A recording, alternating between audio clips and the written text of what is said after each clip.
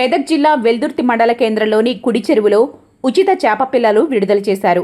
తెలంగాణ రాష్ట్ర ప్రభుత్వం మత్స్యకారుల అభివృద్ధి కోసం పంపిణీ చేస్తున్న 192,000 ఉచిత చేప పిల్లలను గంగపుత్ర సంఘం అధ్యక్షుడు బాలరాజు వెల్దుర్తి సర్పంచ్ ఆదర్శ చేతుల మీదుగా చెరువులో విడుదల చేశారు.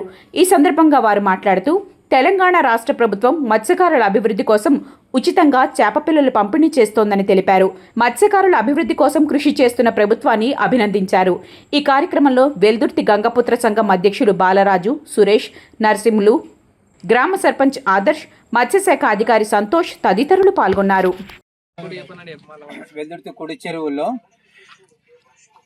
మన ఫిషరీస్ డిపార్ట్మెంట్ నుంచి 3 రకాల చేప పిల్లలు పంపించారు.